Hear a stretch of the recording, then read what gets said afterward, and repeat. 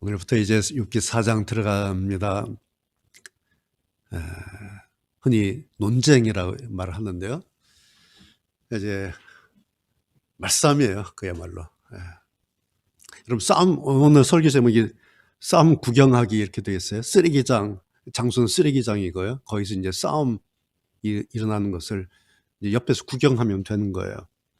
그럼 싸움 구경 좋아하세요?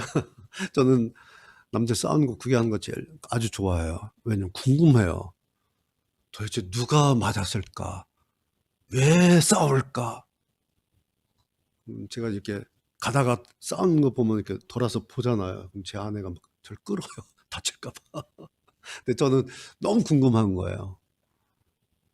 오늘부터 이제 싸움 구경 좀 해보죠, 뭐.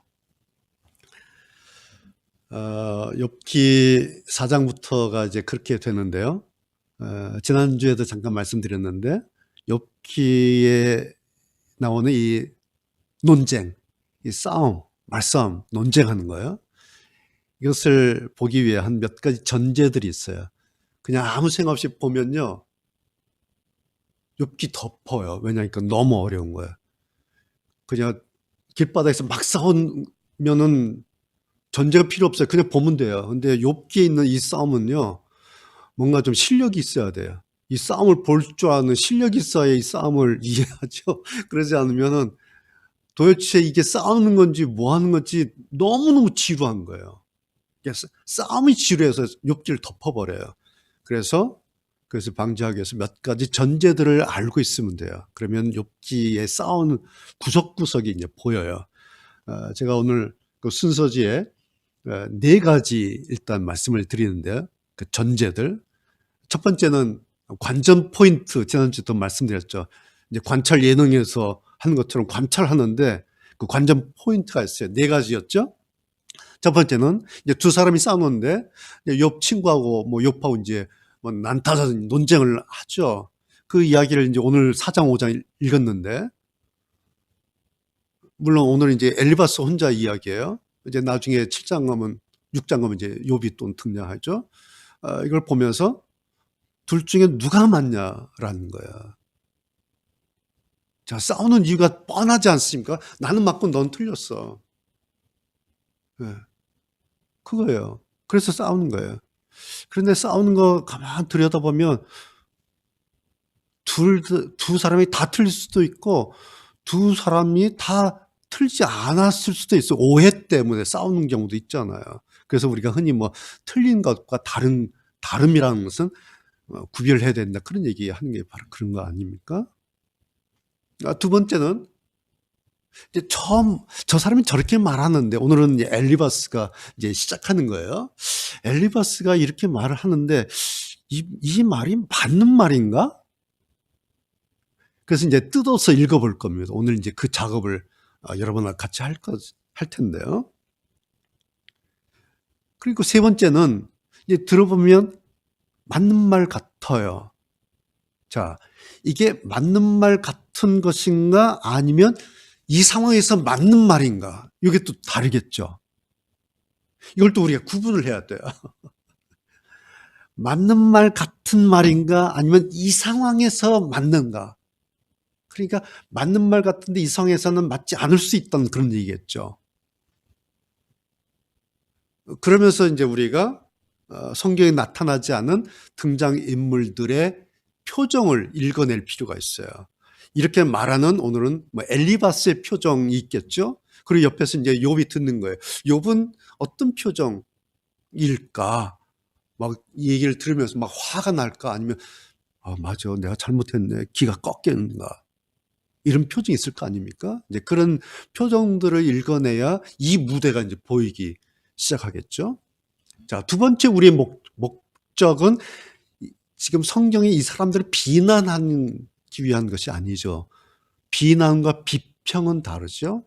예, 우리는 이 사람들의 이 말들 통해서, 성경에 나오는 이 사람들의 이 말들 통해서 무언가를 알아내려고 하는 거예요. 그게 뭐겠어요? 말씀드린 것처럼 우리의 욥기의 목적은 인간에 대해서 좀 알려고 하는 거예요. 그리고 우리는 신앙을 한 사람이기 때문에 신앙이 뭔가, 그래서 이 등장인물들을 통해서 인간에 대해서 그리고 신앙에 대해서 다시 한번 우리가 탐구해보자라는 거죠. 그것이 이제 우리의 이 사람들을 등장인물들을 보는 관점이고요. 또 한 가지의 관점 보겠어요. 그러고 있는 이 사람들을, 인간들을 하나님께서 이렇게 내려다 보시겠지 않습니까? 이 사람들을 하나님께서 이렇게 내려다 보실 때에 하나님 눈에, 하나님 보실 때 인간이 어떻게 보이실까? 하나님이 보시는 인간은 어떤 모습일까? 뭐 이런 것도 우리가 좀 볼 수가 있겠죠. 뭐 결론이 뭐겠어요? 나는 어떤 모습일까? 나는. 욥 이야기하려고 하는 게 아닙니다. 뭐 새 친구들이 이렇다 저렇다 이야기하는 것이 아니라 누가 어떻대가 아니라 인간에 대해서가 아니라 나는 어떤 모습이고 나는 어떤 사람인가. 그것이 이제 우리가 욥기 여행을 통해서 하나하나 끄집어내는, 그래서 나를 보는 뭐 그런 작업입니다. 그러기 위해서 필요한 것이, 나를 정확하게 보기 위해서 필요한 것이 객관적으로 관찰해야 된다는 거죠. 이해가 되시죠? 그래서 여러분 오늘 순서 그 제목에 쓰레기장 싸움 구경하기 해서 샵 사람 일 이렇게 했죠. 해시태그를 붙여가지고 사람 일 그랬어요. 오늘은 이제 사람 일에 대해서 볼 겁니다. 앞으로 이제 제가 이런 표시를 할 거예요. 물론 사람 일은 이제 엘리바스고요. 사람 이는 빌다 두 번째 친구. 그다음에 사람 3은 소발 세 번째 친구. 그리고 사람 4는 누구겠어요? 욥이에요. 그냥 세 친구, 그냥 제가 이렇게 순서대로 한 거예요. 세 친구, 욥. 그다음에 맨 끝에 나오는 엘리후. 그래서 엘리후는 사람 5 이렇게 될 겁니다. 앞으로 등장 인물이요. 쓰다 보니까 사람 4 보니까 죽을 사자예요. 그래서 그래, 지금 욥이 죽을 맛이지. 그래서 욥은 사람 4 이렇게 제가 등장인물 하겠습니다. 사실은요, 우리가 이 사람들을 모르죠. 엘리바스가 누군지, 빌다, 소발, 엘휴, 이 사람들 몰라요. 그리고요, 알 필요도 없어요. 굳이 이 사람들이 어떤 사람이고 무슨 일을 했고 뭐 성격이 어떻게 이런 거 알 필요가 없어요. 그래서 제가 사람 1, 2, 3, 4 이렇게 해버린 거예요. 그러니까 그 이야기는 제가 이렇게 분류한 것은 여러 사람들의 부류 중 하나다 이런 뜻이에요. 1의 형태를 가지고 있는 사람이 있고 2의 형태를 가지고 있는 어떤 사람이 있고 3의 형태가 있고 4의 형태가 있고 5의 형태가 있겠죠. 그런 여러 형태 중에 한 그 캐릭터를 가지고 있는 사람들이에요. 그래서 굳이 뭐 엘리바스가 누구고 뭐 엘리후가 어떻고 이거 굳이 우리가 따질 필요 없어요. 그냥 사람 1, 2, 3, 4, 5 하면 됩니다. 왜요? 자, 우리가 욥기잖아요. 욥이 우리 편입니까? 여러분 생각하실 때에 욥은 내 편이에요? 그런 게 어디 있어요? 그런 게 어디 있어요? 욥은 우리 편, 이게 어디 있어요? 이렇게 하면 성경을 읽을 수가 없어요. 성경 해석이 안 되는 거예요. 성경을 객관적으로 볼 필요가 있어요. 성경 읽을 때 처음부터 적군 악군 나누면 소위 요즘에 그 확증 편향이라는 말 많이 쓰잖아요. 확증 편향. 내가 맞으면 그냥 무조건 맞는 거야. 이건 무조건 우리 편이야. 무조건. 객관성이 없다라는 얘기예요. 그럼 저쪽에 보면 적이 돼버리는 거죠. 그래서 우리가 처음부터 그럴 필요가 없어요. 그래서 욥도 그냥 n분의 1로 해버리는 거예요. 그래서 제가 이제 여러분 보내드린 설교 원고는 샵 1 이렇게 쓸 겁니다. 그리고 제가 설교할 때는 그냥 이 사람 이렇게 할 때도 있고요. 또 간혹가다는 뭐 욥이 엘리후가 이렇게 말할 수도 있어요. 표시는 이제 이렇게 할 것입니다. 자, 오늘 설교 제목이 쓰레기장에서의 싸움 구경하기 했는데 이 장소 문제를 조금 규명하고 들어가도록 하겠습니다. 3장까지 우리가 본 것처럼 욥은 지금 잿더미 위에 올라가서 기아장으로 그냥 팍팍 긁고 있겠죠. 여러분 생각해 보세요. 온몸에 진물 나고 피고름 나서 손으로 긁어도 안 되니까 기아 쪽으로 긁으니까 이게 얼마나 엉망이 막 나오겠어요. 그런데 잿더미니까 제가 막 묻겠죠. 그런데 거기 또 가려니까 또 긁는 거야. 그러니 머리도 가리니까 머리도 막 긁어요. 그러니 머리 긁고 거기에 막 잿더미하고 옷에 상상해보면 이게 무슨 괴물이에요. 괴물. 시커먼 괴물. 사람 형체가 구분되지 않는. 그러니까 처음에 2장에서 친구들이 멀리서 보고 놀래 자빠지잖아요. 저게 인간인가. 너무 가슴이 아파서 막 통곡을 합니다. 그 친구들이. 그 정도로 욥이 지금 잿더미에서 지금 씨름을 막 절규를 하고 있지 않습니까? 그 잿더미에. 근데 잿더미가 구약에 보면 어디냐면 번제드리고 그 드린 그 쓰레기 버리는 거, 재 버리는 것. 심지어는 그 염소, 양, 똥까지 다 버리는 데가 거기에 잿더미. 그러니까 쓰레기장이라는 거야, 쓰레기장. 지금 욥이 쓰레기장에 있어요. 근데 욥기를 읽어보면요. 7장 읽어보면 뭐 침대 뭐 이런 얘기가 나와요. 침대에 누구 좀 괜찮을까? 뭐 이런 얘기가 나와요. 그래서 거기를 보면은, 욥이 지금 뭐 무슨 집에 있나? 뭐 그런 생각도 들 수 있는데, 실제로 침대를 얘기한 건지 아니면 그걸 그냥 생각한 건지 그건 잘 모르겠어요. 그 다음에 이제 이 7일 동안은 그 욥하고 같이 침묵하면서 있었잖아요. 근데 지금 이제 이 논쟁할 때도 거기서 했는지 아니면은 여러분 생각해 보세요. 떼약볕에 사막 그 떼약볕에 얼마나 힘들겠어요. 그러니까 뭐 이 친구들이 좀 뭐 텐트를 옆에 쳤든지 아니면 누구 옆에 동네 사람한테 텐트 뭐 방 하나 빌려서 거기서 했는지 그건 잘 모르겠어요. 그러니까 뭐 그 지금 이 욥기 논쟁의 장소가 잿더미 위인지 아니면 무슨 뭐 조그만 뭐 이렇게 가옥 집 안인지 무슨 임시 텐트인지 큰 구분 정확하게 몰라요. 성경에 나타나지 않으니까요.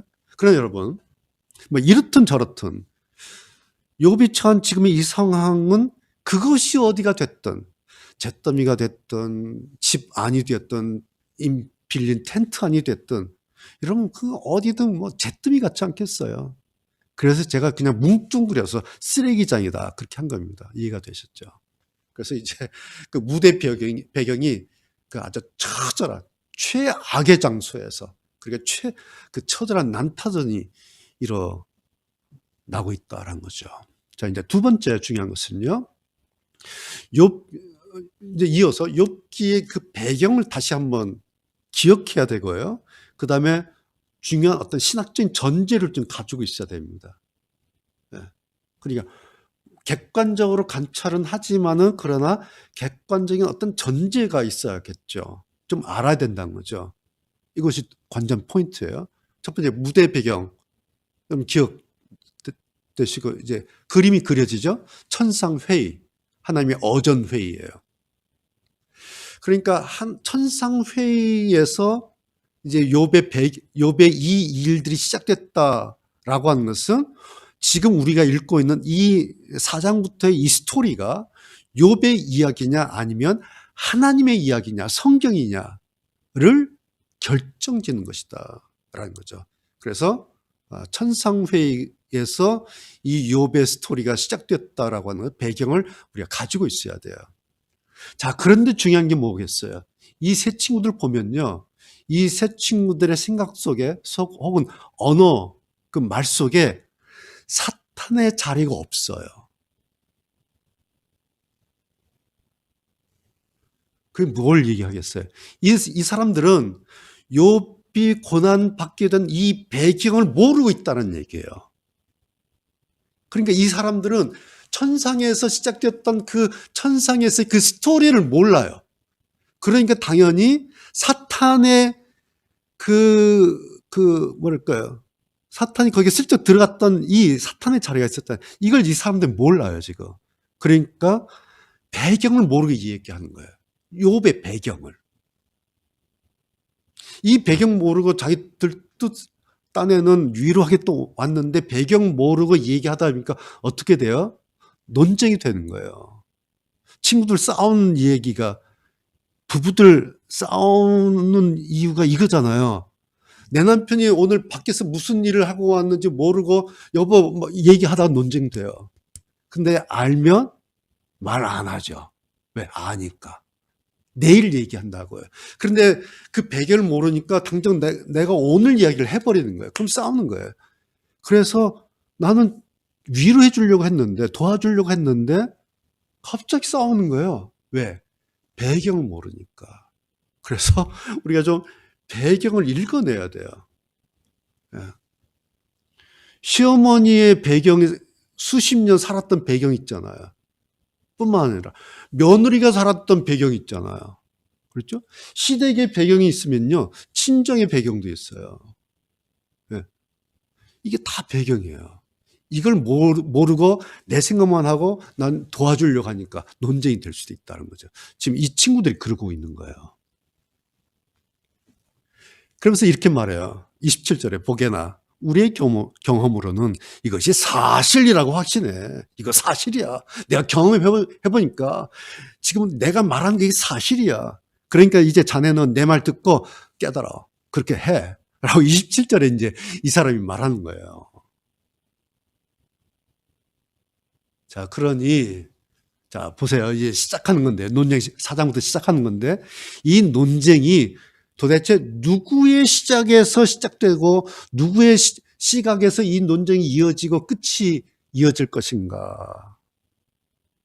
이 배경을 모르고 새 친구가 와서 실컷 내뱉는데, 이게 누구 얘기냐 하니까, 사람의 얘기예요. 사람의 얘기. 자기 얘기. 네, 성경에요. 사람의 이야기가 들어있어요. 사람들 자기 이야기가 들어가 있어요. 성경에는 하나님의 말씀만 있는 게 아니죠. 우리가 읽어보면, 성경에 사람 말 있어요. 이렇게요. 예. 오늘 4장, 5장, 이거 다 사람 말이에요. 엘리바스. 뿐만 아니라 사탄의 말도 있잖아요. 성경 안에. 그래서 성경 읽어보면요. 하나님의 말씀도 있고요. 예수님 말씀은 또 레드 버전 해서 빨간 잉크로 돼 있잖아요. 그 다음에 사람의 말 있잖아요. 사탄의 말까지 있어요. 뭐겠어요? 우리는 이 사람의 말을 통해서, 사탄의 말을 통해서 우리는 하나님을 배우게 되고 하나님을 알게 돼요. 이것이 성경의 원저자이신 하나님의 숨겨진 의도예요. 하나님께서 원저자이시잖아요. 사람을 끌어다가 쓰세요. 그런데 하나님의 의도가 있어요. 사탄은 끌어다가 사탄이 말하게 해요. 근데 하나님의 의도가 있어요. 하나님이 그걸 오리지널, 하나님이 성경을 끌어가세요. 그래서 이런 존재가 나다. 이런 분이 나다. 여호와가. 이렇게 말씀하시는 것이 성경이에요. 자, 두 번째 우리가 이제 좀 이 사람들을 알아야 될 것이요. 신앙의 개념. 이 사람들이 가지고 있는 신앙의 개념이라는 거예요.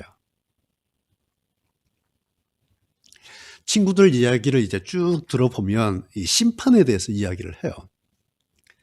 그런데 이 사람들이 가지고 있는 심판의 개념을 살펴보면 공통적으로 딱 하나예요. 지금이에요. 지금 심판하는 거. 그래서 악인은 지금 벌 받고 의인은 지금 복 받는다. 이런 거예요. 지금 벌 받는 것은 죄 때문에 악인이니까 벌 받는 거고, 지금 복 받는 것은 의로우니까 복 받는 거다. 모든 심판은 지금 이루어진다. 이것이 이 친구들이 가지고 있는 신앙이에요. 심판에 대한 신앙이에요. 그런데 이렇게 딱 뜯어보니까 하나가 없죠. 뭐가 없어요? 기다림이라고 하는 것이 없어요. 오직 지금만 있어요. 이것이 이들의 신앙이에요. 네, 그러면 성경이 말씀하고 있는 심판의 약속은 뭐예요? 지금이 아니죠. 마지막 때를 성경은 심판으로 이야기를 해요. 그래서 시편 1편 5절에 보면 악인들은 심판을 견디지 못한다. 이렇게 표현되어 있어요. 견디지 못한다. 무슨 의미겠어요? 심판은 미래에 이루어진다. 그런 뜻이에요. 심판이 지금 이루어지면 견딜 필요가 없어요. 죽고 끝났는데. 심판, 성경 말씀하고 있는 심판은 그런 의미가 아니라 견디지 못한, 왜? 미래, 마지막 때에. 그럼 지금은 무슨 과정이겠어요? 지금은 단련하는 과정, 연단하는 과정, 승급을 위해서 테스트하는 기간이에요, 지금은. 지금은 심판의 때가 아니에요. 지금 연단받고 승급하기 위해서 테스트 받는. 그래서 좀 고단하죠. 고단할 수 있어요. 힘들 수 있어요. 왜? 심판이 아니니까. 만약에 지금이 심판이라면요, 고단할 필요가 없어요. 이해되시죠? 죽고 끝났는데 뭐가 고단해요? 죽고 무덤에 들어가면 끝났는데 뭐가 고단하겠어요? 그래서 지금 심판의 때가 아니에요. 지금은 승급시험 받아요. 승급시험 받기 위해서 단련하고 준비하고 막 뺑뺑이 돌기도 하고요. 막 일어났다 앉았다 하고요. 그래서 힘들어요, 지금. 근데 믿음의 사람들은 기다려요. 이게 신앙이잖아요. 그래서 사람들이 가지고 있는 신앙이 지금의 신학이에요. 지금의 신학. 사람들 신학의 초점이 지금이에요. 그래서 그냥 지금의 신학이다. 근데 그 지금의 신학이 뭔가 이렇게 보니까 마치 뭐 카지노 슬롯모션.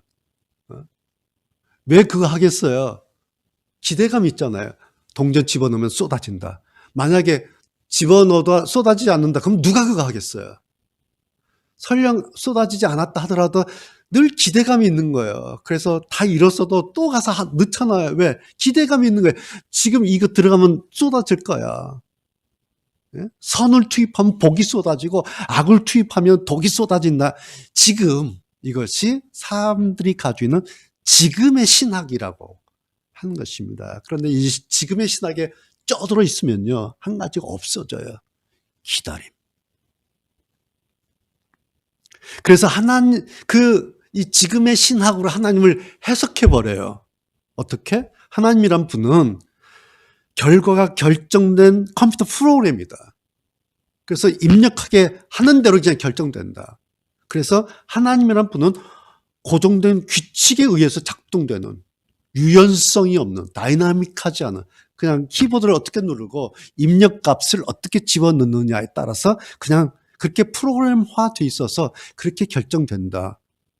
라고 하나님을 이해해요. 슬롯모션처럼. 이런 생각을 도와줬던 것이 예정론인데, 예정론이 이런 게 아닌데 사람들이 예정론을 잘못 오해하고 예정론에 대해서 무지한 거예요, 사실은. 이걸 예를 들어서요. 여러분 보세요. 제가 지금 볼펜을 들고 있어요. 떨어뜨렸어요. 이거 예정 됐을까 안 됐을까요? 장 목사가 주일날 설교하다가 볼펜 떨어뜨리라고 하나님께서 예정하셔서 제가 떨어뜨린 겁니까? 아니면 예정도 안 됐는데 떨어뜨린 걸까요? 이걸 막 따지는 거예요. 이거 마치 기계적으로. 그래서 중세 때 사제들이 모이면요, 신학 논쟁 뭐 했는 줄 아세요? 이게 신학 세미나를 하는데 벽에 파리가 앉아 있는 거예요. 그러면 이제 질문을 던진 거예요. 자, 우리가 기도하면 저 파리가 떨어질까 안 떨어질까? 그러니까 한쪽에서는 우리가 기도하면 성령의 능력으로 떨어집니다. 한쪽에서는 또 아유, 기도하는데 떨어집니까? 한 시간 내도 그거 하는 거예요. 이게 중세 때 신학 논쟁이에요. 예를 들자면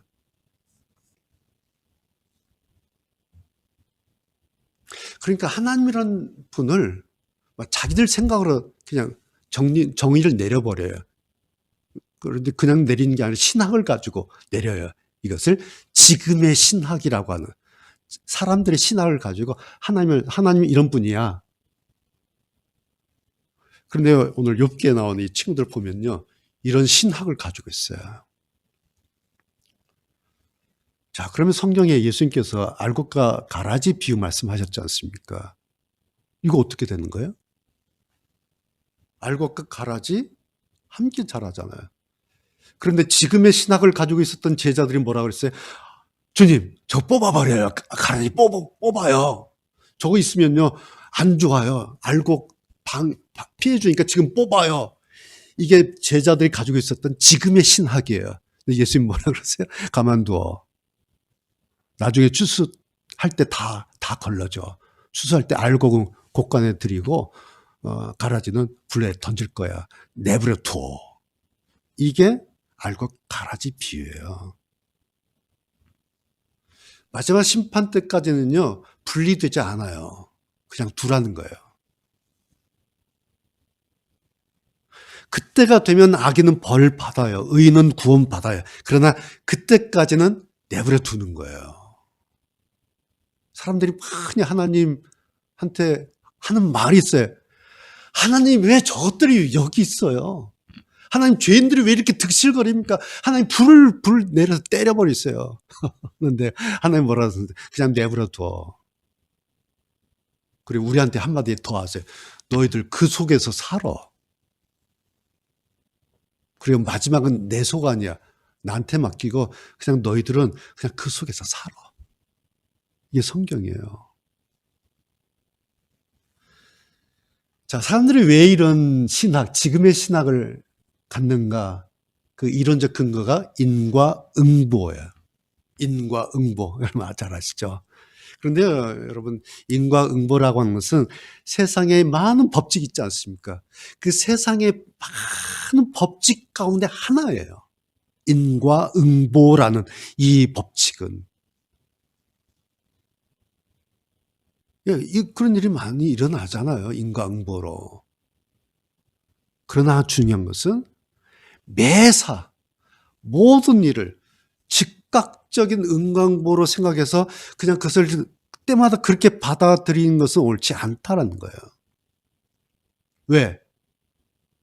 인과응보라고 하는 법칙이 유일한 법칙이 아니라 세상의 많은 법칙 가운데 하나이기 때문에. 그러니까 이 법칙이 적용될 때가 있겠죠. 그런데 이 법칙이 적용되지 않을 때도 있는 거예요. 그러니까 덮어놓고 매사 어떤 일이 일어나면 아이고 내 탓이야, 아이고 내 탓이야, 아이고 내 탓이야, 아이고 내 탓이야. 이렇게 인과응보적으로 받는 것은 대단히 조심해야 될 것이다. 라는 거예요. 여러분, 인과응보라는 이 법칙도 하나의 세계관을 가지고 있어요. 뭐겠어요? 과거예요, 과거. 인과응보라는 것은 자꾸 과거를 들춰보게 해요. 그래서 보니까 아이고, 이 조상의 문제가 있는 거예요. 아이고, 이 땅의 문제가 있는 거예요. 이 방향의 문제가 있는 거예요. 그래서 이걸 들춰내요. 그래서 이걸 해결해요. 그래서 무덤을 옮겨요. 땅을 옮기고, 집을 옮기고.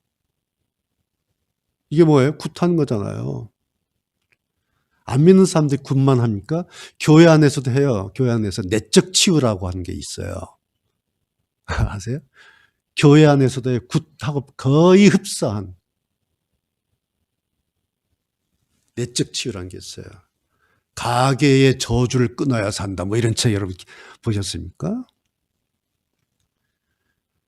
지금 내가 이렇게 되는 것은 내가 질병이 나고 이렇게 사업이 망하고 이런 것은 조상 탓이다. 조상의 더러운 저주가 흐른다. 그걸 끊어야 된다. 이런 책이에요. 그래서 모든 게 다 조상 탓이야. 모든 게 다 과거 탓이에요. 이 사상이, 이 신학이 어디서 왔는 줄 아십니까? 성경에서 온 게 아니에요. 인과응보에서 온 거예요.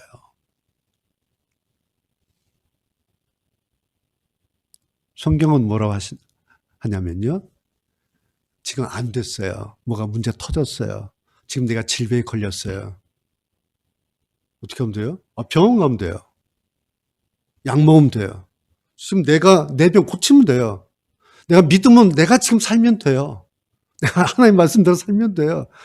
누구 탓할 게 없어요. 그냥 내가 할 나름이에요.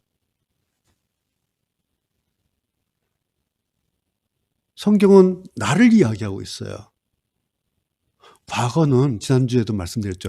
손댈 수가 없어요. 이미 묻힌 거예요. 지나간 거예요. 이걸 어떻게 손을 댑니까? 이걸 손대라고 하는 것이 굿하는 거잖아요. 이런 것을 조금 교회에서 내적 치유 이런 세미나 프로그램으로 하는 것도 제가 너무너무 많이 봐요. 또 그런 책이 베스트셀러고요. 물론 여러분 성경에서도 죄는 과거의 일이죠. 과거에 우리가 잘못한 거예요. 지난 날 우리가 잘못한 거 그 죄잖아요.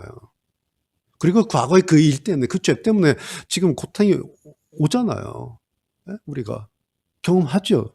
그래서 시편 32편을 보면 이렇게 고백하지 않습니까? 내가 죄를 고백하지 않고 입을 다물고 있을 때에, 그러니까 죄가 그냥 있는 거예요. 회개하지 않고 있을 때에 어떤 일이 일어나는가? 뼛속 깊이 사무치는 아픔을 느끼고, 그 죄 때문에, 그 과거 그 죄 때문에 막 아픈 거예요. 그리고 온종일 괴로 신음하였습니다. 뭐 죄책감이라는 거 있잖아요. 신음다는 거예요. 왜 그랬을까, 왜 그랬을까, 후회되고, 죄책감이 막 그러는 거예요. 그리고 낮이고 밤이고, 주께서 손으로 나를 짓누르시니, 무거운 여름날 과일의 진액에 빠지듯, 막 탈진하게 되었습니다. 예, 막 압축기에 넣어서야 뭐 진액자들 쫙 누른다는 거예요. 예, 과거의 그 일 때문에. 성경이 이렇게 말씀하고 있어요. 자, 그런데 보세요. 지금 우리가 지금 이 친구들이 누구한테 와서 얘기합니까? 욥한테 와서 얘기하는 거예요. 이제 이런 걸 봐야 되는 거예요. 그런데 욥은 어떤 사람이에요? 온전한 사람이에요. 3번씩이나 하나님께서 욥은 흠없고 정직하고 하나님 경외하고 악을 미워한다. 그런 사람이다. 라고 하나님께서도 인정하신 그런 존재예요. 이 이야기는 그래서 욥은 경우가 다르다라는 얘기예요. 그러니까 이 세 친구들이 와서 생각하고 있는 그런 어떤 인간의 모델하고 욥은 좀 달라요. 그래서 이 사람들이 하는 말이 맞아요. 오늘도 읽어보면요, 아무 생각 없이 그냥 읽어보면요, 어르신 말씀이에요. 그래, 맞아요. 그런데 욥을 염두에 두고 이 말을 가져오면요, 이 상황에서 적용한 건 틀린 거예요. 돼버려요. 예를 들자면 4장 7절 같은 말씀이에요. 이제 이 사람이 이렇게 말하잖아요. 죄 없이 망한 자 있어? 너 봤어? 죄 없이 망한 자 있었어? 정직한 사람이 갑자기 죽던가? 너 봤어? 그런 사람 봤어? 이렇게 말하는 거예요. 이러면 어떻게 생각하세요? 죄 없이 망한 자 있어? 정직한 사람이 그렇게 갑자기 죽어 어느 날? 갑자기? 교통사고로? 정직한 사람이? 그러니까 이 친구는 뭐예요? 그런 일 없다는 얘기잖아요. 그런데 여러분, 이런 경우 없어요? 여러분 주변에서 이런 일 안 보셨습니까? 머리 갈 필요도 없어요. 예수님은 어떠신가요? 죄 때문에 예수님 십자가에서 망하셨나요? 성경의 사도들, 베드로 사도 바울, 뭐 여러 등등 많은 사도들, 그리스도인들 정직하지 않아서 그렇게 순교 당하셨나요? 그 사도들이 뭐 헌금 떼먹어가지고 그렇게 망했나요? 여러분, 가끔씩 선교지 현장에서 차를 타고 밀림지대 가다가, 혹은 선교지 비행기 타고 선교지 이동하시다가 그 비행기 추락해서 가족이 다 목숨을 잃었다는 그런 뉴스 우리가 간혹가다 보지 않습니까? 그 선교사님, 물론 인간이니까 뭐 죄가 없겠습니까? 그렇다고 지금 이런 경우는 아니잖아요. 그렇죠? 신실하게 믿음으로 살았던 어떤 성도도 갑자기 암으로, 사고로, 코로나로 갑자기 목숨 잃을 수도 있어요. 그러면 사람들이 보면서, 죄 때문에 망했어. 저 사람 겉으로는 정직한 줄 알았는데, 정직하지 않은 게 있었나 봐. 그러니까 저렇게 죽었지. 그러나요?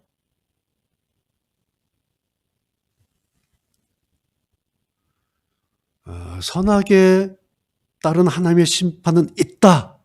라는 것은 성경이 말씀하고 있는 절대 불변의 진리예요. 성경은 정확하게 말씀하고 있어요. 그러나 성경은 현세적이면서도 기계적인 이러한 인과응보를 말씀하고 있지는 않아요. 기계적인 인과응보. 성경은 현세에서는 의인이 고난을 당할 수 있고, 반면에 악인이 번성할 수 있다라고 한 것을 성경이 말하고 있어요. 또 실제로 그런 일 비일비재하게 일어나고 있지 않습니까? 성경에서도 그렇고요. 지금 우리 사는 현장에서도 그렇고요. 예, 비일비재하게 일어나고 있어요.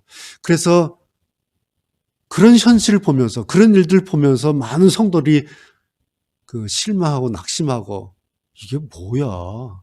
하나님 계시다는데 어떻게 저런 인간이 저렇게 떵떵거리고, 어떻게 저런 인간이 이거 발 뻗고 자? 하나님 안 계시나? 아, 이건 공평하지가 않아. 그러면서 하나님을 의심하고 신앙에 의심하면서 회의를 가지면서 교회를 떠나는 그런 사람들 굉장히 많습니다. 한마디 딱 던져가요. 이건 공평하지가 않아. 그런데 성경은 이 땅에는 의인이 고난을 당할 수도 있고 악인이 번성할 수도 있고 그러지 않을 수도 있고 의인이 복 받고 잘 살 수도 있고 악인이 망해서 죽을 수도 있고 성경의 양 다를 얘기하고 있어요. 어디서? 이 땅에서는, 현세에서는.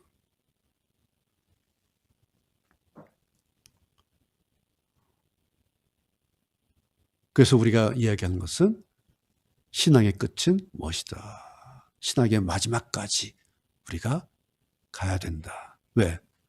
성경은 인과응보의 한 면을 말씀하면서도 그것이 그렇게 기계적으로 이루어지는 것이 아니라 종말론적으로 완성된다. 마지막 심판 때 완성되는, 그래서 우리가 그때까지는 계속해서 가봐야 된다는 거예요. 그때 어떻게 나타나야 되겠어요? 멋진 아름다운 그리스도의 신부로. 이야, 멋있다. 여러분 생각해 보세요. 하나님 심판대 앞에 섰는데 거기 서 있는 내가 나를 받아, 이야, 괜찮네. 얼마나 좋겠어요. 근데 하나님도 심판의 마지막 앞에 서 있는 저를 이렇게 보시면서, 야, 멋있다. 얼마나 좋겠어요. 그래서 그 꿈을 가지고 가는 거예요. 그래서 신앙의 끝은 멋있다예요. 신앙은 여기가 아니에요. 신앙은 지금이 아니에요.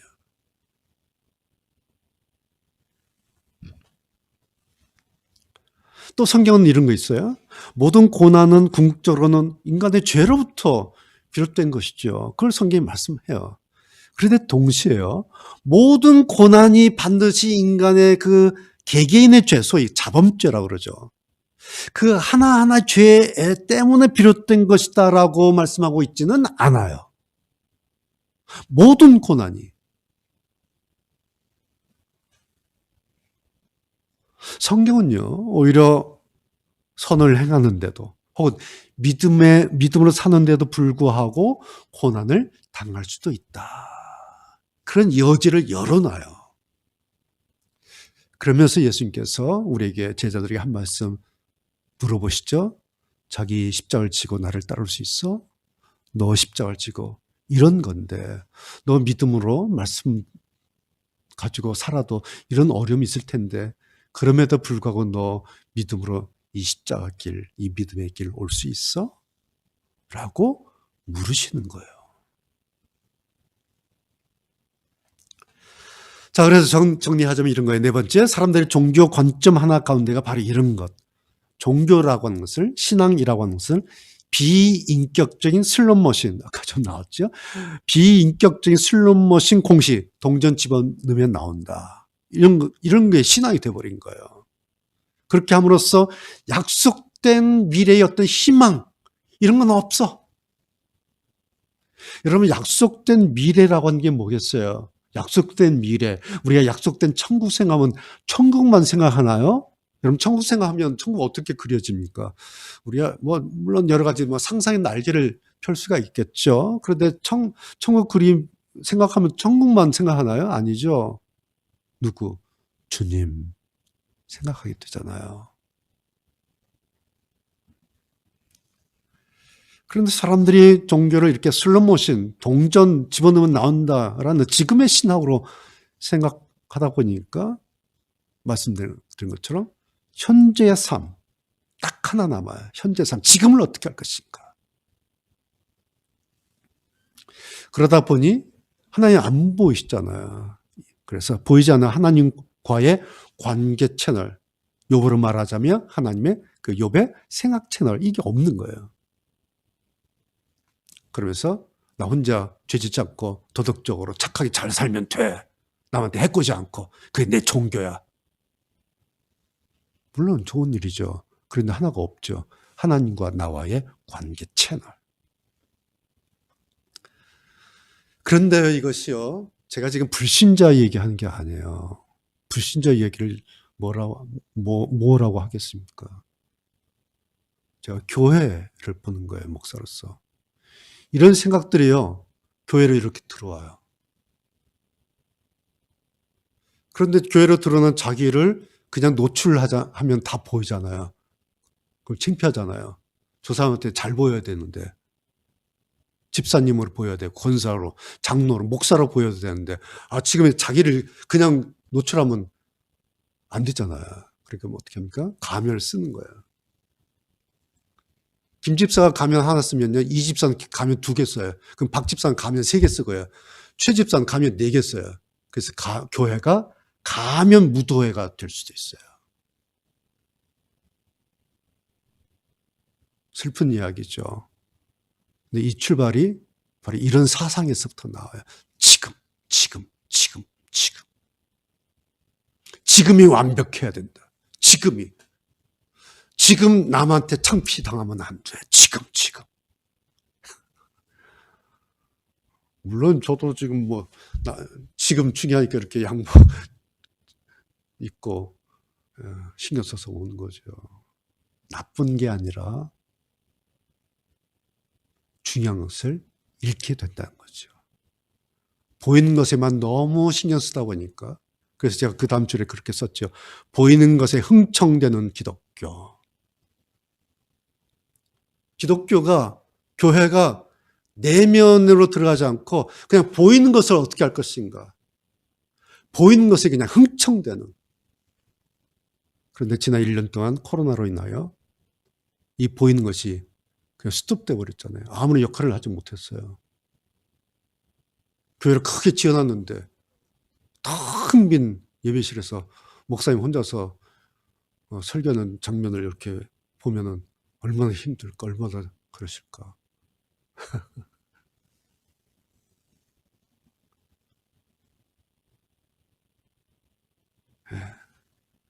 하나님의 축복 지금 받고 싶어요. 하나님의 승리 지금 보고 싶어요. 지금 응답 받고 싶어요. 나쁜 거 아니잖아요.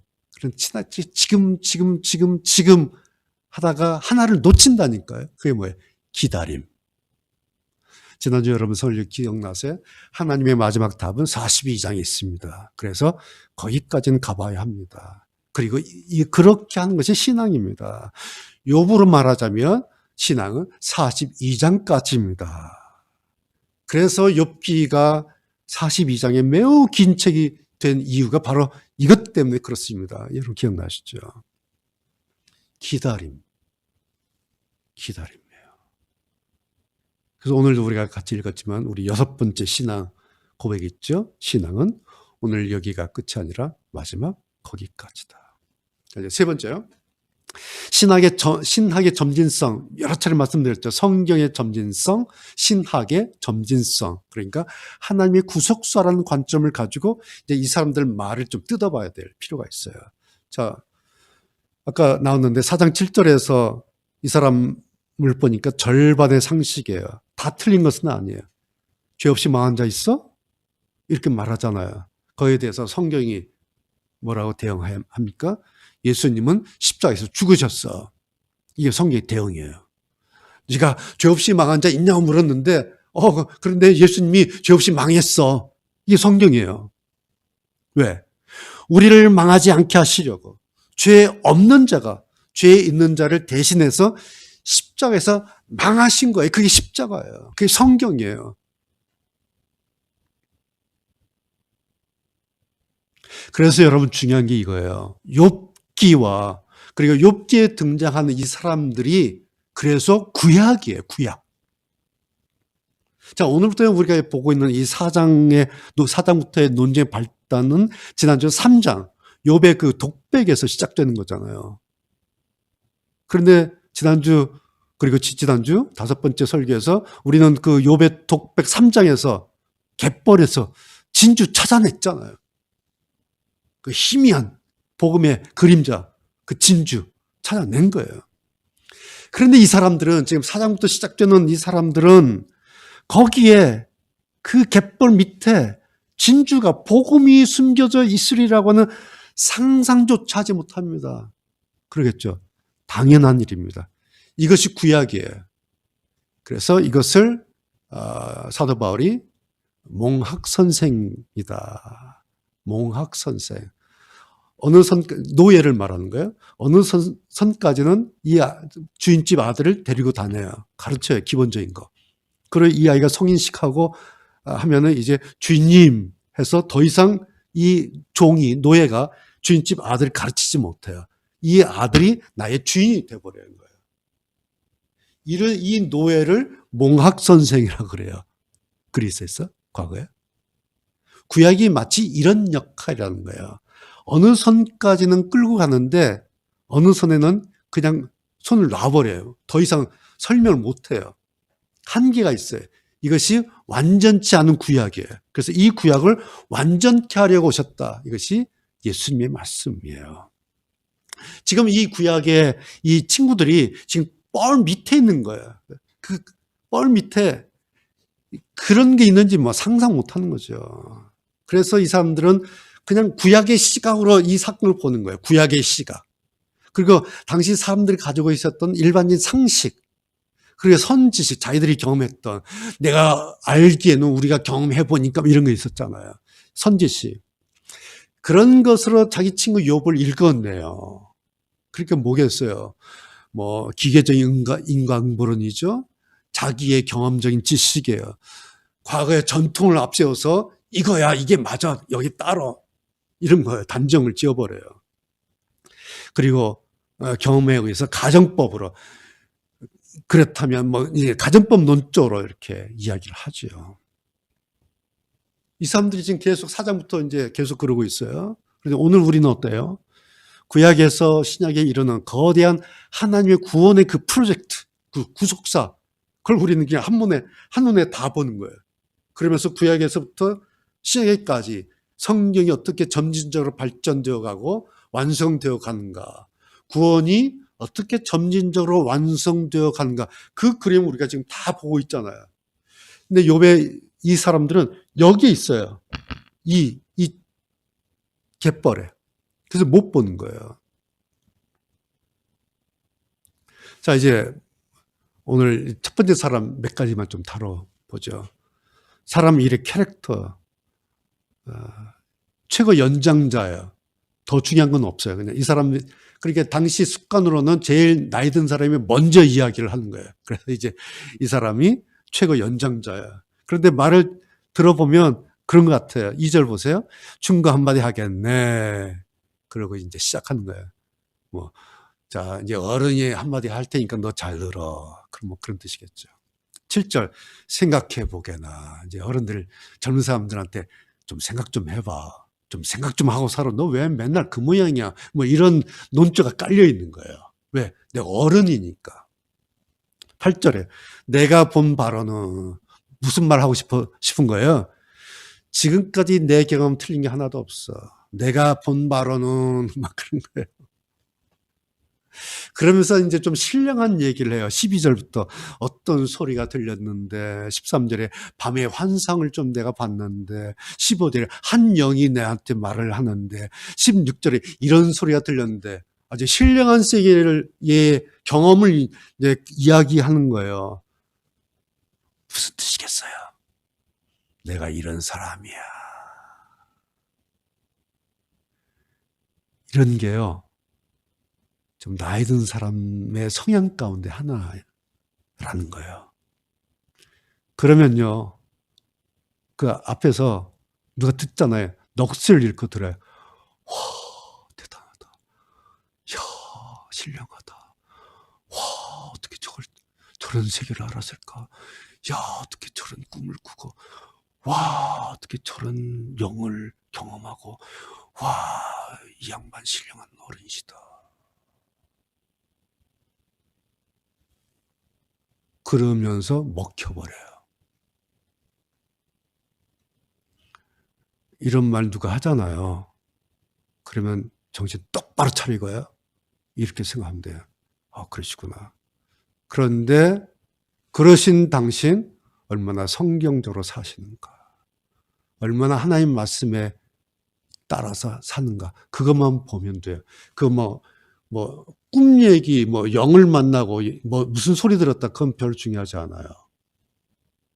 그렇게 말씀하시는 당신은 하나님 말씀에 얼마만큼 사는가. 그거 이렇게 보면 돼요. 근데 지금 사람 일은 지금 그거 하고 있는 거예요. 그러면서 5장 넘어가면요. 또 내가 자네라면 막 그래요. 마지막 27절에 보게나 우리의 경험으로는 이것이 사실이야. 그러니까 자네는 이제 내 말 듣고 깨달아. 그러면서 이제 4장 5장 쭉 1장 연설을 해요. 여러분 생각해 보세요. 그런데 왜 욥이 이 어른한테 항변하고 왜 대들었을까요? 대들잖아 이제 6장부터. 왜? 욥이 자기 말을 하는 거예요. 욥이요. 어르신이 말씀하셨는데 맞아요. 그렇게 하겠습니다. 그럼 욥기가 거기서 끝나요. 그런데 욥기가 계속되잖아요. 왜 그랬을까요? 뭐가 문제였을까? 두 번째 이 사람의 그 캐릭터가 계속 나옵니다만은 기계적이고 현세적인 인과응보론자. 이 사람의 죄관이에요. 오늘 7절, 8절, 9절에도 나오고요. 사실 이 사람 발언 다 읽어보면요. 다 이 배경에서 이야기가 되고 있어요. 그러니까 이 사람의 이 죄에 대한 생각은 이 사람의 기본 틀이에요. 틀. 자기의 사상이에요. 근데 이 사상이 어디서 왔는가 보니까 성경에서 온 게 아니에요. 자기의 경험에서 왔어요. 자기가 나이 들면서 살아보면서 사람들 보니까 누가 죽어요. 죄 짓고 죽더라고요. 누가 갑자기 죽어요. 나쁜 놈이 죽어요. 그러지. 정직하지 않게 그렇게 생각하니까 죽지. 이런 것이 경험되는 거예요. 그래서 이것이 하나의 틀이 된 거예요. 그래서 이 사람의 말을 이제 뜯어서 읽어볼 필요가 있어요. 오늘 이제 마지막 이제 관전 포인트 실습을 좀 여러분하고 같이 해보려고 합니다. 제가 사실은 오늘 4장, 5장을 한꺼번에 다 하려고 그랬는데 당분간은 좀 이렇게 할 필요가 있을 것 같아요. 좀 실습을 좀 차근차근 할 필요가 있을 것 같아요. 자, 사람들이 싸우는 이유 아시죠? 나는 맞고 너 틀렸어. 그런데 너 왜 항복하지 않아? 그거잖아요. 그래서 이제 싸우는 거예요. 전쟁이든 부부 싸움이든 다 그런 거잖아요. 상대방 말 듣지 않고 그냥 싸움부터 시작하는 거예요, 일단은. 그리고 싸움 막 하면서, 전쟁하면서 맞냐 틀리냐 따져요. 그게 싸움이고 그게 전쟁이잖아요. 그런데 나중에 보면, 아유, 괜히 싸웠네. 아유, 괜히 폭탄 날렸네. 그런 거예요. 왜? 굳이 이렇게까지 싸울 필요가 없었던 거예요. 굳이 이렇게까지 전쟁할 일이 없었어요. 테이블에 가서 협의 보고 상의하면은 조금 양보하면 안 싸울 일도 그냥 싸우고 본 거죠. 서로 입장이 달랐기 때문에, 틀렸다라기보다는 달랐기 때문에. 그래서 어떻게 다른지, 얼마만큼 다른지 서로 테이블에 와서 협상하고 보면은 줄 거 주고 뺄 거 빼고, 그래서 50대 50. 그래서 악수하고 끝나면 안 싸우게 되잖아요. 근데 이렇게 되나요? 그렇지 않잖아요. 그냥 부부들 싸우는데 화장지를 밖으로 떨어뜨리냐, 안쪽으로 떨어뜨리느냐, 치약을 왜 밑에서부터 짜지 않고 앞에부터 짜냐, 싱크대 물줄기를 왜 샤워로 하냐, 물줄기를 하냐, 이런 거 가지고 투닥투닥 하다가 싸운다 그러지 않습니까? 이렇게 떨어뜨리든 저렇게 떨어뜨리든 치약을 밑에서부터 짜든 위에서부터 짜든 그런 거잖아요. 자, 이 사람이 와서 이제 말을 하는데, 첫 번째 우리가 눈여겨볼 것은 충고하는 것과 위로는 다르죠. 처음에 세 사람들이 왔을 때는 목적이 위로하기 위해서 온 거예요. 2장에서는. 위로하기 위해서 친구들이 멀리서 왔어요. 자, 그런데 오늘 이제 시작하는데 뭐라고 얘기합니까? 2절에 누군가 자네에게 충고 한마디 하려고 한다면 자네는 귀찮아하겠지. 그렇지만 이제 더 이상 참을 수 없어. 이제 내가 충고 한마디 해야겠어. 자네 3장에서 잿더미에서 생일 저주하고 그거 하는 거 보니까 내가 더 이상 이제 못 참겠어. 내가 충고 한마디 하겠어. 지금부터 좀 들어. 그런 거예요. 지난 7일 동안 얼마나 좋았어요. 얼마나 서로 아프고 얼마나 불쌍해서 침묵했잖아요. 그 장면 이렇게 보면 얼마나 감동적이고, 야, 세상에 이런 친구들이 있을까 싶잖아요. 그래서 이제 욥도 그래 나도 혼자가 아니지. 나한테 이런 좋은 친구들이 있었지. 그랬다고 느꼈을 거라고 제가 말씀드리지 않았습니까? 그 7일 동안의 침묵은 아름다웠어요. 사랑이었고요. 애정이었어요. 동정심과 그 공감이 동시에 있었어요. 동시에. 이제 상담학에서 이 심파시, 동정심과 엠파시, 그 공감이라고 하는 용어를 많이 쓰는데요. 저도 상담하다 보면 동정심과 공감대를 동시에 잘 균형 잡게 갖는 게 굉장히 어려워요. 상담하다 보면 내가 아는 분이 있잖아요. 그럼 이렇게 도와주고 싶은 마음이 있어요. 그럼 객관화가 안 되는 거예요. 그 다음에 또 너무 객관화하다 보면 너무 차가운 사람인데 냉정하게 돼요. 그래서 이 동정심과 공감대를 균형을 이루는 일이 너무너무 힘든 것을 제가 상담할 때 특별히 많이 경험하는데, 이 사람들 7일 동안의 침묵을 보면요, 이게 다 있는 거예요. 동정도 하고요. 그리고 욥의 상황을 다 이해를 해요. 그리고 사랑으로, 애정으로. 그래서 7일 동안의 침묵이 너무너무 아름다운 장면이에요. 그런데요, 이제 시간이 흘렀잖아요. 그래서 상황이 좀 정리가 되는 거예요. 상황 파악이 되는 거예요. 그러면서 자기 나이가 보이기 시작하는 거예요. 내가 연장자구나. 그렇다면 내가 이 상황에서 어른으로서 뭔가 한 가지 해야 되지 않겠는가.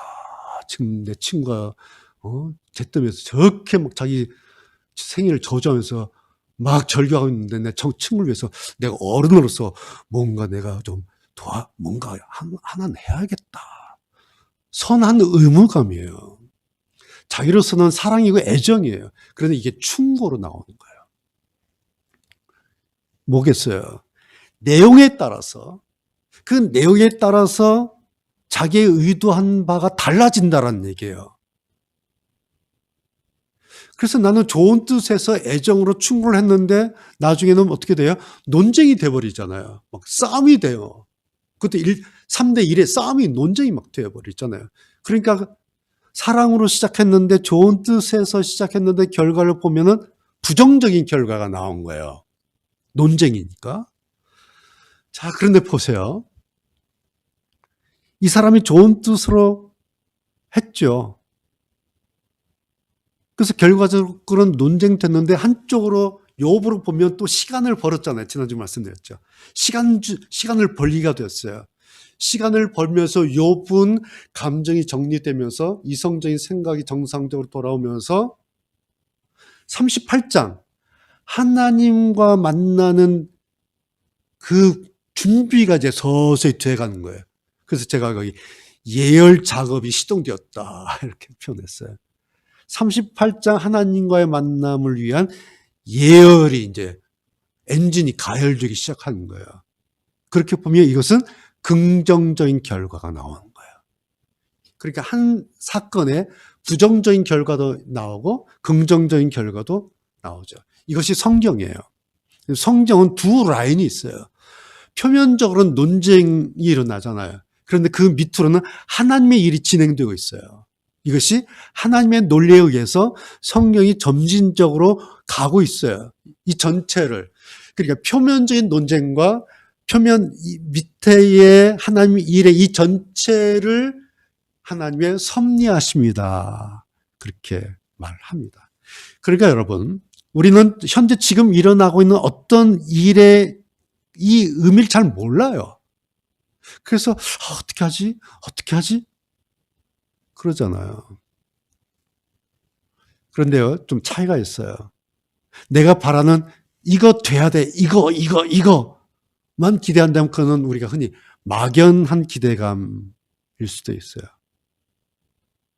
그런데 그러면서 이 일을 어떻게 끌고 가실지, 하나님께서 이 일을 어떻게 끌고 가실지 하나님께 좀 관심이나 호기심을 가지고 이 일을 바라보면 그것은 영적인 호기심으로 좀 갈릴 수가 있습니다.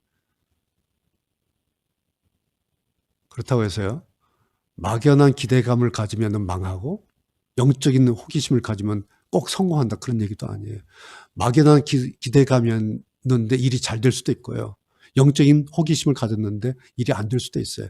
그걸 이야기하는 것이 아니라 지금 이 일에 대해서 우리가 모르는데 모르는 이 일을 내가 어떻게 바라볼 것인가, 막연하게 기대할 것인가, 아니면 하나님께서 또 이 일을 어떻게 또 끌고 가실 것인가라는 어떤 그런 시선을 내가 가지고 있는가. 그러니까 내 생각의 핵심이나 초점에 무엇이 있느냐에 따라서 그냥 잡생각이 될 수도 있고요, 아니면 하나님 생각이 될 수도 있다는 거죠. 여러분, 저는 지금 목사로서 신앙에 대해서 말씀을 드리고 있는 거예요. 성경에 대해서요. 예. 그래서 예수님께서 그래서 너희는 먼저 그의 나라와 그의 의를 구하라.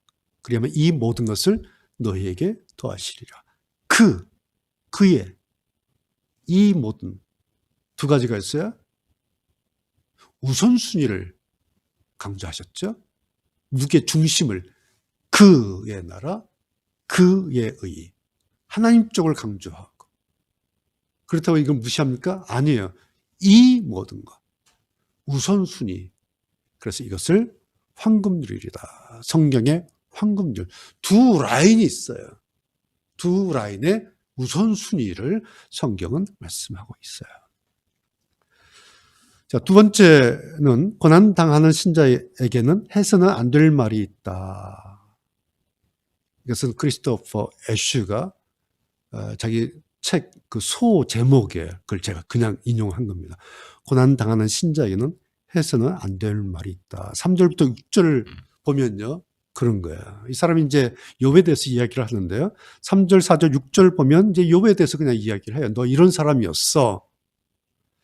그런데 그 중간에 슬쩍 하나를 끼워 넣어요. 5절. 욥을 좀 비아냥거려요. 예. 그러니까 이 사람은 예전에 욥에 대해서 잘 알고 있는 사람이 친구죠, 뭐. 그리고 욥은 뭐 그렇게 소문이 난 사람이에요.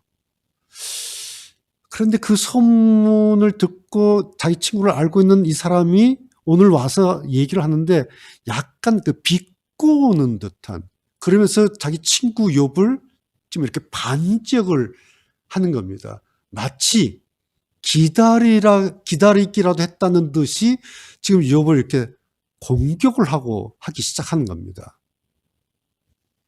근데 저는 이렇게 보는 거예요. 자, 만약 이런 것이 아니라면요, 이 사람이 이렇게 하는 거죠. 이러실 수 있습니까? 그러면서 욥과 같이 그냥 하나님 원망하고 하나님에 대해서 의심하고, 뭐 그러면 욥이 내 동지 생겼구나. 그러면서 욥이 이제 위로를 받는 거예요. 그런데 오늘 이 사람 말을 보면요, 이 사람의 화살이 욥에게로 향하고 있지 않았습니까? 욥한테.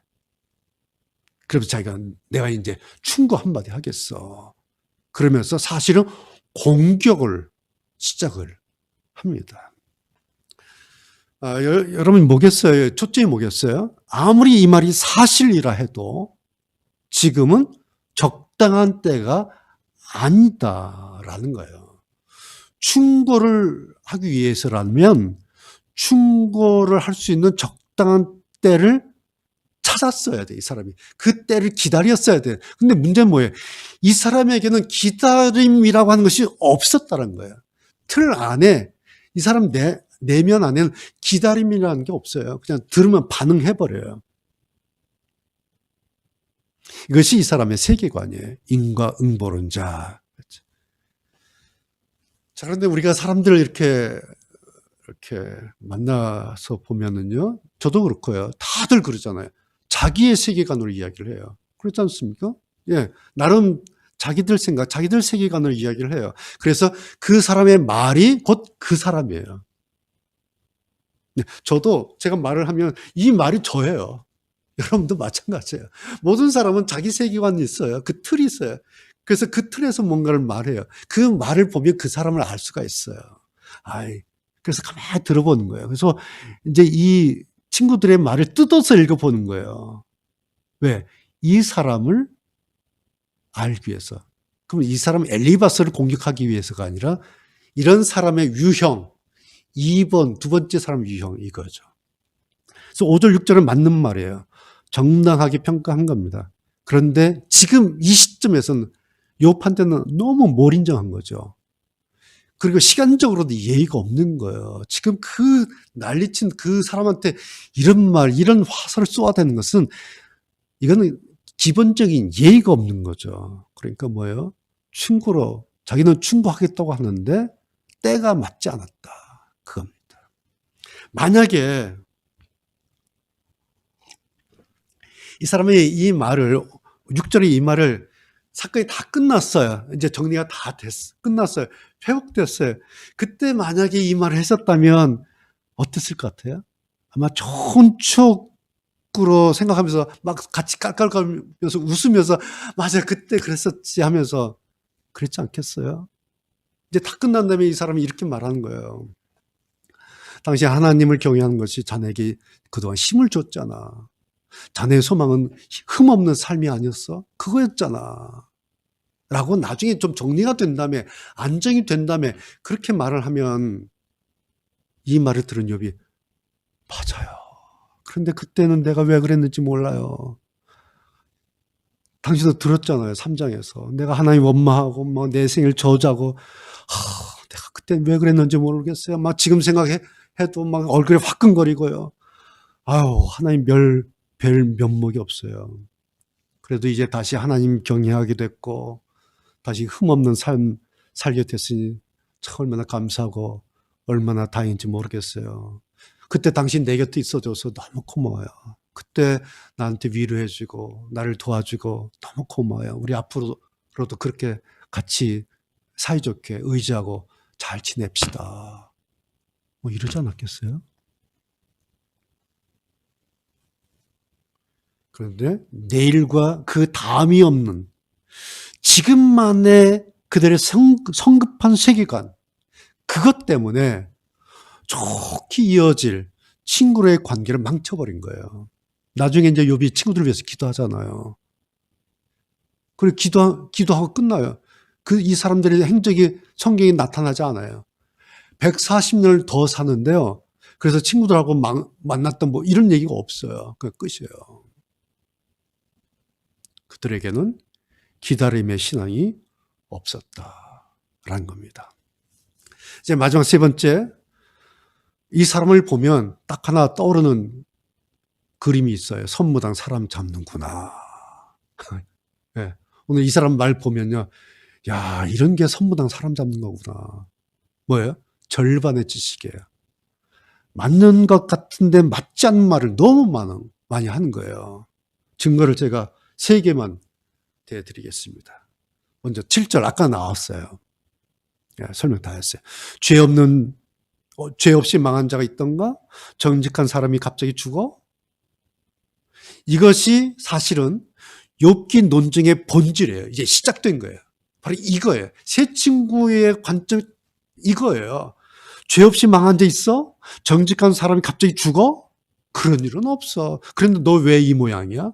문제 있잖아. 죄 때문에 그런 거잖아. 회개해. 아주 간단해요, 이 논리가. 그래서 이것이 이제 논쟁의 시작입니다. 제가 앞에서 이제 설명했기 때문에 이제 생략하고요. 그런데 이런 생각이 가득 차고 이런 것이 강하면요. 제가 그 절반의 신앙이라고 그랬어요. 다 틀린 게 아니에요. 그렇죠? 죄 때문에 망하잖아요. 정직하지 않으면 당할 수 그럴 수 있잖아요. 다 틀린 건 아니에요. 그런데 절반이에요. 이 절반의 신앙만을 가진 사람은요, 하나님을 촉구해요. 끊임없이 회개 하나만을 촉구해요. 끊임없이. 그런데 한편으로 이게 맞아요. 그렇죠? 우리가 뭐 끊임없이 회개해야 되잖아요. 그런데 잃는 게 있어요. 이러면은. 뭘 잃어요? 우리 주님께서 주시는 자유, 평안. 이것을 잃어버려요. 그래서 신앙이요, 경직돼 버려요. 그래서 하나만 찾아요. 내가 뭐 죄졌지? 죄진 거 뭐 있지? 회개 안 한 건 뭐 있지? 뭐 있지? 뭐 있지? 뭐 있지? 아이고, 이것도 안 했네. 하나님 이거요. 아이고, 이것도. 하나님 이거요. 아이고, 이것도요. 아, 오늘 다 했어. 오늘 분량 끝. 다음날 일어나는 거예요. 일어나서 시작해요. 또 회개하는 건 뭐 있지? 뭐 있지? 신앙이 경직돼 버려요. 자유를 잃어버리고 평안을 잃어버려요. 여기까지는 괜찮아요. 왜? 자기니까. 근데 한 가지 문제가 발생해요. 그러면서 자기가 느껴지는 게 있잖아요. 회개하면 느껴진 건 뭐예요? 여러분, 거룩해지는 건 느껴져요. 그냥 기도하는 것보다요, 금식 기도 한번 해보세요. 밥을 안 먹어보세요. 내가 좀 거룩해진 것 같아요. 느껴져요. 내가 거룩해졌다고 하는 게 느껴지면요, 다른 사람들이 이렇게 보여요.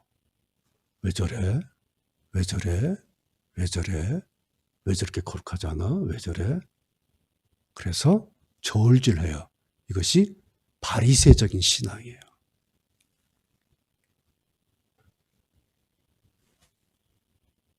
성경은요, 회개도 말씀하고 있어요. 동시에 자유와 평안도 말씀하고 있어요. 그래서 이 두 사이에서 균형을 이루고 조화를 이루는, 이것이 그래야 신앙이 건전해진다. 신앙의 건전성. 많은 목사님들이 우려하고 염려하는 것이 한국 교회의 죄에 대한 설교가 없어졌다. 왜? 사람들이 싫어하니까. 죄 설교하면 사람들이 교회 떠나니까, 가니까. 그래서 사람들 붙잡기 위해서 목사님들이 강단에서 죄 설교 안 한다. 회개를 촉구하지 않는다.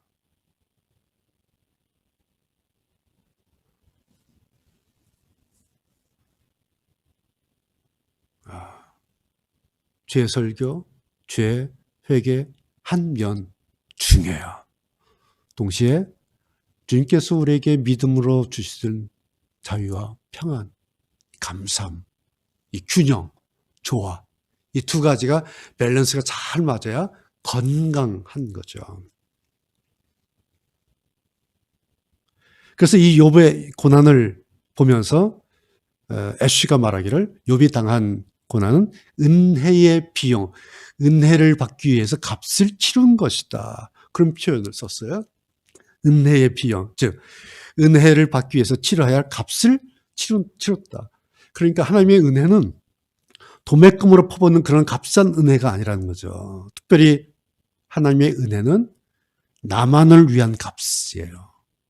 나만을 위해서 우리가 값을 치르는. 우리가 경험하잖아요.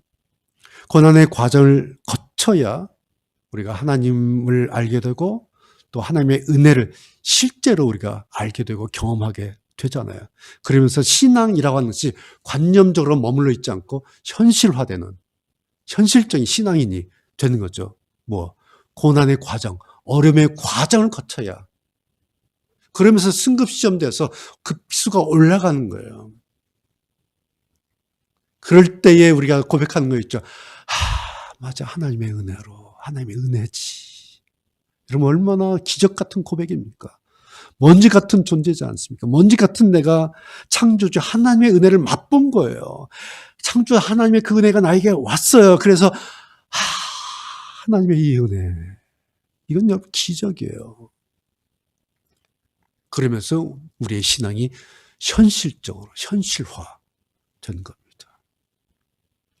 그런데 이 사람은 이거 밀어놓고 끊임없이 회개만 절반. 이게 선무당 사람 잡는 거예요. 두 번째 증거 9절이에요. 거의 비슷한데요.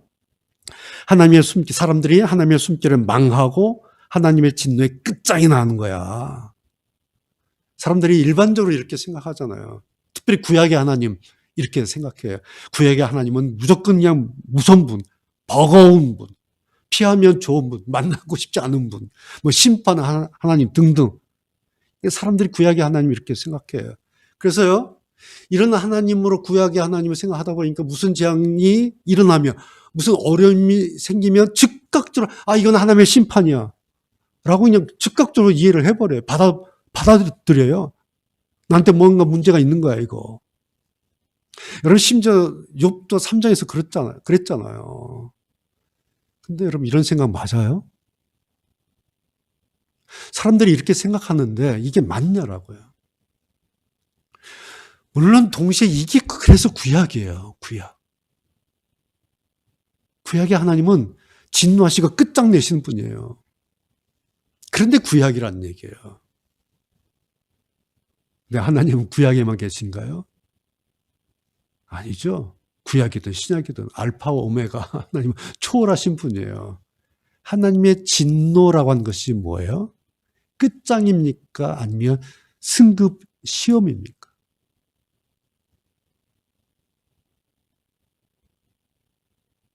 어떤 사람에게는 끝장이에요. 그런데 어떤 사람에게는 승급 시험이에요. 급수 올리기 위한 하나님의 은혜예요. 진노까지도. 여러분 구약 얘기하는데요. 구약의 하나님이 그렇게 심판만 하시고 재앙만 떨어뜨리는 그런 하나님이세요? 아니잖아요. 하와와 아담이 범죄해서 에덴 쫓겨날 때 그냥 보내셨어요? 가죽옷 입히셔서 보내셨잖아요. 가죽옷을. 양 한 마리 잡아서 가죽옷 입혀서. 그래서 보내신 거예요. 이스라엘 백성들 광야에서 먹을 거 없었잖아요. 매일같이 만나 내리시고 또 가끔씩 메추라기 보내시고 반석에서 물을 내시고 40년 먹게 하셨잖아요. 불기둥으로 그 추운 땡볕에 추운 광야에 불기둥으로 구름기둥으로 그렇게 40년을 돌보시고 40년을 함께 하시고 40년을 목자가 되셔서 가나안까지 그렇게 하셨잖아요. 그 하나님은 누구야? 어떤 하나님이에요? 구약의 하나님이에요. 그러니까 구약에서조차 하나님께서 이렇게 긍휼히 여기시고 사랑하시고 애잔해 하시는 이 하나님 셀 수도 없이 많지 않습니까? 그런데 왜 사람들의 머릿속에는 하나님의 한쪽만 그렇게 기억되고 강조되고 있을까?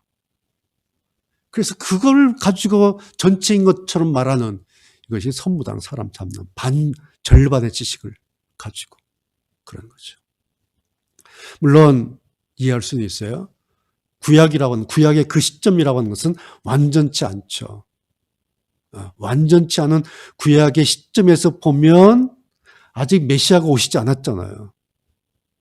그렇기 때문에 그렇게 생각할 수가 있어요. 그래서 죄의 대가를 구약의 당시에는 스스로 자기 제사, 자기가 드리면서 그래서 제사라고 하는 것이 하나의 방편을 자기의 죄를 어떻게 처리할 것인가를 보여주신 하나의 모델이죠.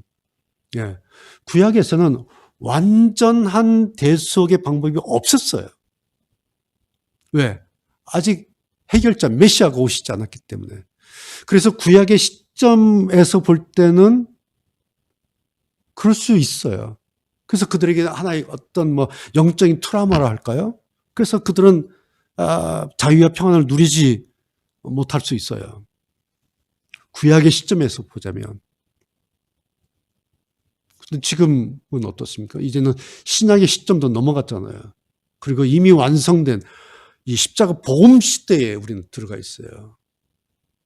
그런데 이 구약을 넘어서 신약을 넘어서 이 십자가 복음의 시대에 살고 있는 오늘 우리들까지 그런 사람들까지도 구약의 그런 시점에서 산다면 여러분 이게 무슨 시츄에이션이에요?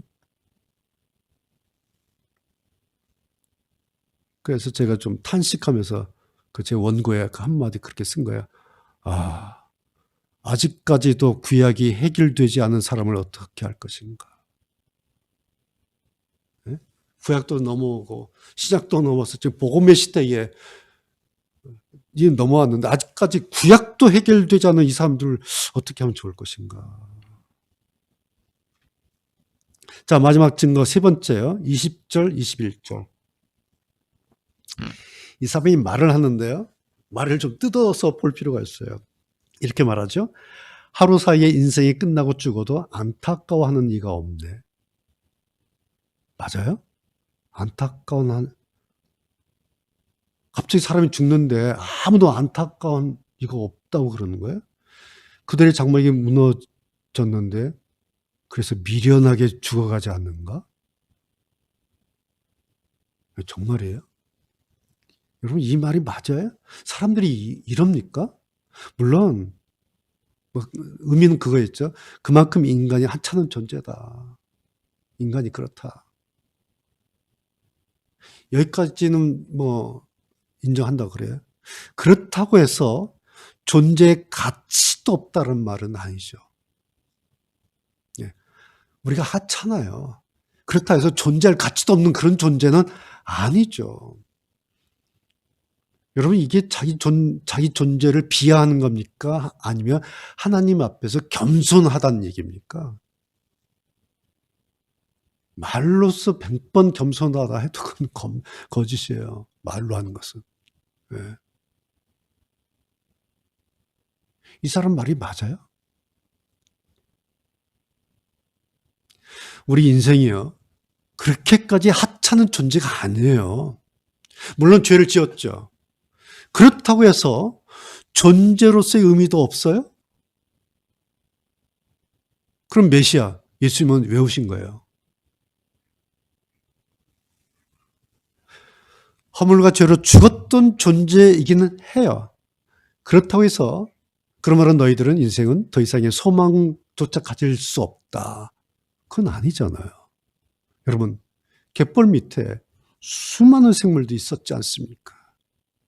거기서 그 갯벌 밑에서 복음 만나면 진주 같은 인생 되는 거잖아요. 그렇죠?